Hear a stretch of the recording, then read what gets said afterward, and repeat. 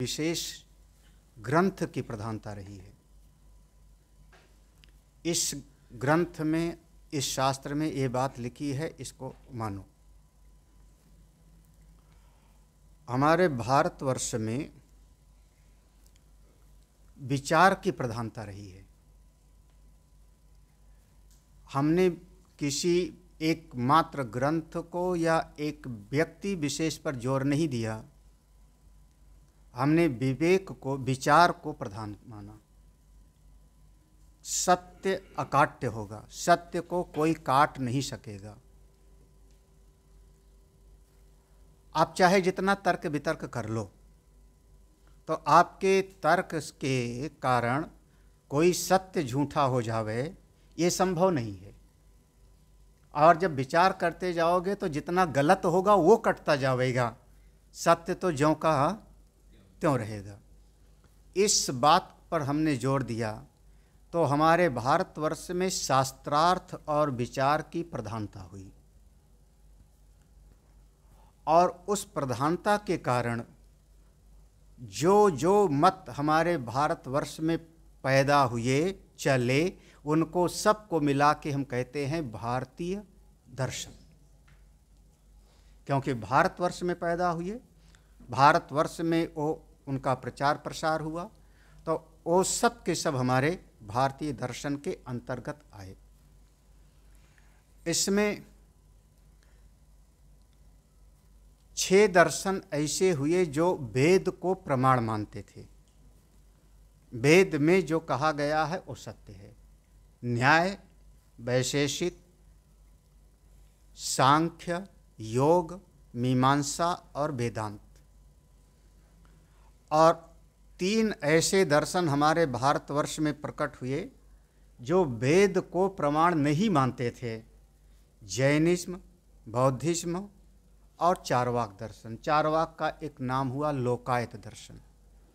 तो कुल हमारे यहाँ पर ये 9 दर्शन हम लोग इसको विभाग करके विचार करते हैं। 3 दर्शन और आ जाता है इसी के अंतर्गत। उसमें एक औलूक्य दर्शन है, एक पाशुपत दर्शन है, एक शैव दर्शन है। तो ऐसे ही कुल 12 दर्शन हमारे यहाँ पर आ जाते हैं। इन 12 दर्शन को लेकर के हम कहते हैं भारतीय दर्शन। अब अगर आप लोगों को नोट्स वगैरह बनाना चाहे तो बना लेना। अब क्लास लेनी है तो वो पढ़ाने वाला ही तरीका समझ लेना, प्रवचन वाला तो किनारे हो जाएगा। ये है हमारा भारतीय दर्शन के एक इतने सारे विभाग। अब इन दर्शनों में क्या बात कही है, कैसे कहा गया है, उसको थोड़ा थोड़ा जो है एक संक्षेप में हम लोग एक विहंगावलोकन, 5 क्लास में पढ़ाया नहीं जा सकता कुछ। विहंगावलोकन समझे? विहंग माने पक्षी। पक्षी ऊपर उड़ता है और नीचे की तरफ देखता चला जाता है, तो उसको हम कहते हैं सिंहावलोकन। नहीं, विहंगावलोकन। सिंह है, शेर है, वो चलता रहता है, अपनी मस्ती में चलता है। और कुत्ता कभी कभी चलेगा तो पूंछ को दबा के, डर गया तो पूंछ को दबा के चलता है। बिल्ली डर गई तो पूंछ को दबा के चलती है। शेरनी डर जाती है तो पूंछ को दबा लेती है। लेकिन लायन एक ऐसा है जो कभी पूंछ झुका के वो नहीं चलता, इसलिए हम उसको जंगल का राजा कहते हैं। तो अपनी मौज में चलता है और चलते चलते थोड़ा ठिठक जाता है और रुक करके अपने चारों तरफ पीछे मुड़ के देखता है। ये उसकी एक आदत में है। रुकेगा, रुक करके ऐसे चारों तरफ देखेगा, तो उसको हम कहते हैं सिंहावलोकन। अपने जीवन में आप चल रहे हो, व्यवहार कर रहे हो, चलते चलते थोड़ा रुको। ये दुनियादारी को निभाते निभाते थोड़ा रुको, और रुक करके थोड़ा विचार करके देखो क्या किया, क्या पाया, क्या खोया। इसका नाम होगा सिंहावलोकन। और हमारे पास 4 ग्रंथ रखा हो और चारों ग्रंथ को जरा जरा सा हम पलट के देख लें तो इसका नाम होगा विहंगावलोकन। तो जो दर्शन है ये दृश्य धातु से बनता है, प्रेक्षणे अर्थ में हो जाता है। प्रेक्षणे, हाँ, देखने की दृष्टि, देखने का नजरिया। इसी जगत को आप कैसे देखते हो, इसी जगत को आप कैसे देखते हो। एक मैं अभी बता दूं, आपस में भी बात करना तो आप इस 4 चीज को ध्यान रखना, और कोई दूसरा बोले तो खंडन कर देना उसका, आप में विचार हो तो। एक शब्द होता है, ये 4 शब्द बोल लेंगे, उसको हम कहते हैं सार्वतंत्र। दूसरा है प्रतितंत्र, तीसरा होता है अधिकरण, चौथा होता है अभ्युपगम। ये हमारा जो है, जो तर्कशास्त्र है, न्याय दर्शन, ये जोर दे करके इस पर जोर देता है। तो सार्वतंत्र, ऐसी बात आप बोलो जिसको कोई कभी काट न सके, सभी के द्वारा स्वीकृत हो, ऐसी बात बोलो। अरे जिंदा है तो भूख लगती है, कौन काटेगा? जिंदा जब तक है तब तक उसको भोजन की जरूरत है। कौन सा सिद्धांत हुआ ये? सर्वतंत्र। कोई काटेगा? क्या हुआ? क्यों विनोद? अमीबा वगैरह को भी भोजन की जरूरत पड़ती होगी, सेल्स को भी जरूरत पड़ती है, कैसे अपने अंदर खाते रहते हैं फिर? हाँ लो, और नहीं, अपने शरीर के अंदर जो सेल हैं अपने आप को खाते रहते हैं। लो देखो, अपने जिंदा है तो उसको खाना पड़ेगा। अब क्या, कौन सा सिद्धांत हुआ ये? कोई काट के दिखावे। हाँ, सूर्य है तो प्रकाशमान है, सूर्य है तो प्रकाश है। ये कौन सा सिद्धांत हुआ? सार्वतंत्र। इसका हम कहते हैं ऐसी बात बोलो जो अकाट्य हो, कोई काट न सके। हाँ, आप लोग कोई बात बोलोगे, हम तो चुटकी बजाते काट देंगे उसको, चुटकी बजाते महाराज। हाँ, आप क्या समझते हो? भक्ति अच्छी है? भक्ति श्रेष्ठ है? भक्ति श्रेष्ठ है कि नहीं?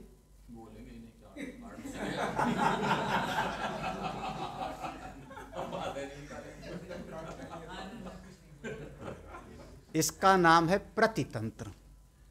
प्रतितंत्र उसको कहते हैं ऐसा सिद्धांत जो हमको मानने वाले तो माने, एक अंग के लोग हैं जो उसको स्वीकार करते हैं, लेकिन सभी लोग उसको स्वीकार नहीं करते, एक पक्ष स्वीकार करता है। हाँ हाँ भाई, आपने कहा संसार सपने जैसा है, ये कौन सा है? क्या? हाँ, गड़बड़ मत बोल देना, सार्वतंत्र नहीं है। हाँ, क्यों? क्योंकि सांख्य दर्शन अनादि मानेगा जगत को ना। तो सृष्टि, सांख्य दर्शन क्या कह रहा है? सृष्टि अनादि और प्रवाही नित्य है। तो सपने के जैसा थोड़े मान रहा है हो। हाँ, मीमांसा नहीं मान रहा सपने के जैसा। मीमांसा कहता है यहाँ कर्म करो तो उसका स्वर्ग आदि में फल मिलेगा। तो हमारी बात को नहीं, हमारे दर्शन में, भारतीय दर्शनों में ही, आस्तिक मत में ही हमने कोई बात कही तो किसी ने मानी और किसी ने शायद नहीं मानी। कौन सा बात हो गई ये? प्रतितंत्र। और ज़्यादातर इसी बात पर बखेड़ा खड़ा होता है। किसी ने कोई बात कह दी, सामने वाले ने कहा तुम्हारी बात ठीक नहीं, हमारी बात सही है, बस, है ना। सार्वतंत्र और याद रखना ये। हाँ, सार्वतंत्र ऐसी बात जो सार्वसम्मत से स्वीकृत हो। प्रतितंत्र माने एक पक्ष के लोग स्वीकार करते हैं और दूसरे पक्ष के लोग स्वीकार नहीं करते। तीसरा है अधिकरण। अधिकरण माने कोई एक ऐसी चीज होती है उसके सिद्ध होने पर दूसरी चीज की सिद्धि होती है। हाँ, किसी बात को आपने बोला, उस बात की सत्ता होने के पहले ही उसके पूर्व में एक चीज की सत्ता सिद्ध हो जाती है। अरे भाई, जैसे कहा मैंने अपनी आंखों से देखा, वहाँ पर दो आदमी बात कर रहे थे, मैंने अपनी आंखों से देखा। इसका मतलब क्या हुआ कि प्रकाश की सत्ता को आपने पहले से ही स्वीकार कर लिया ना। अगर प्रकाश नहीं होगा, चाहे सूर्य का चाहे बल्ब का, अगर प्रकाश की सत्ता नहीं होगी तो आप फिर कभी देख नहीं, है ना। इसका कहते हैं अधिकरण।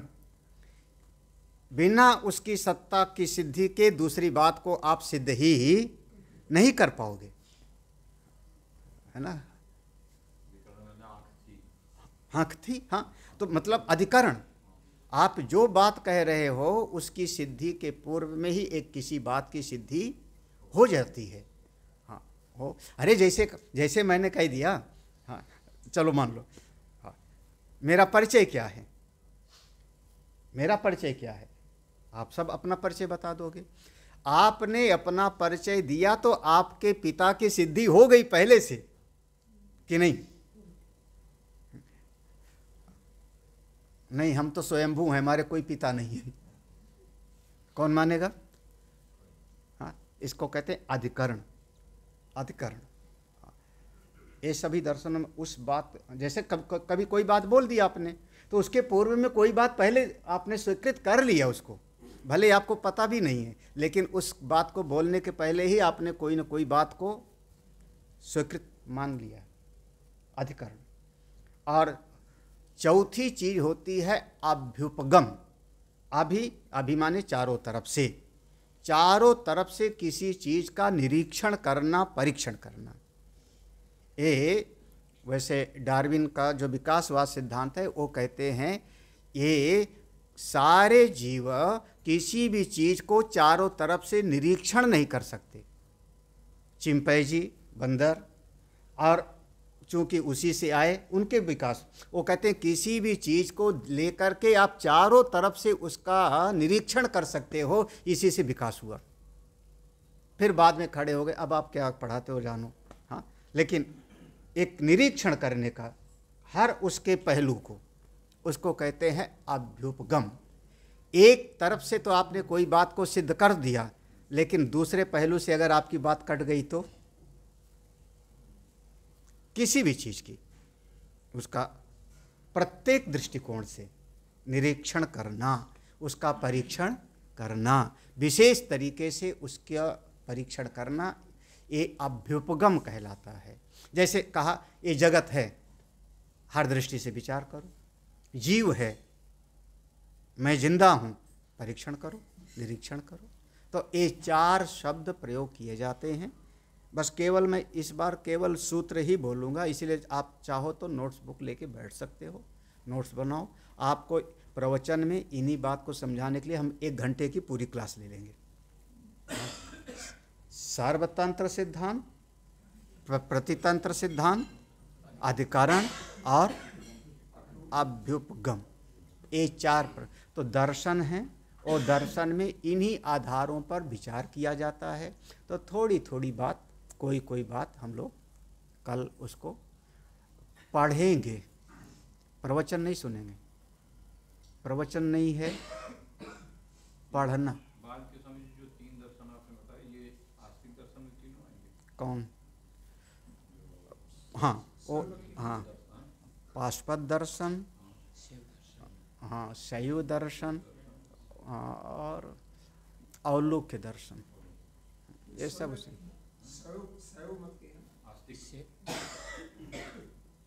तो ये सब आस्तिक, क्योंकि वेद को हाँ 3 है, चूँकि सब का सब उसी में समा जाते हैं। हाँ, तो इसलिए बहुत ज़्यादा इन पर हाँ है, दर्शन है, थोड़ा थोड़ा अंतर है। जैसे पाशुपत दर्शन में और शैव दर्शन में बहुत थोड़ा अंतर। बंधन का स्वरूप क्या है आपको अभी बता रहे हैं। इस बीच में हम आपको आत्मा का स्वरूप क्या है, जीव किसको कहते हैं, बंधन का स्वरूप क्या है, मुक्ति का स्वरूप क्या है, संसार किसको कहते हैं, तो थोड़े थोड़े शब्दों में इसकी सबकी परिभाषा हम बता देंगे। हाँ, व्याख्यान तो कहीं और होगा, फिर यहाँ पर एक एक शब्दों का लेकर के उसके विषय में थोड़ा आप लोगों को बताएं। आज पहला दिन यहीं पर विश्राम।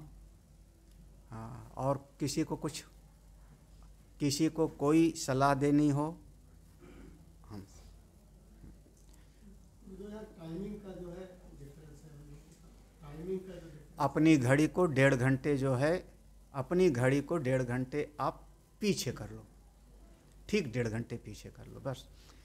सबके पास मोबाइल है, मोबाइल पर लोकेशन ऑन कर दो, वो अपने आप पढ़ लेगा, वो मोबाइल वाला टाइम जो है घड़ी में डाल लो।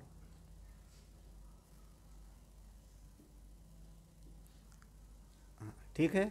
इस समय 7:23 हो रहे हैं, 7:23 हो रहे हैं, 23। हाँ। और किसी को कुछ कहना हो? अशोक जी, आपको कुछ सलाह देना हो तो बिल्कुल। टिप्स देना हो? हाँ बिल्कुल, आपको। हाँ, अरे कम से कम यही बता दो कि टाइम से जो है बस में बैठ जाना, नहीं तो घूमते रहेंगे, दुकान खरीदेंगे तो। हाँ किसी भी पॉइंट पर हम जाएंगे इधर खड़े हो जाइए। आपको एक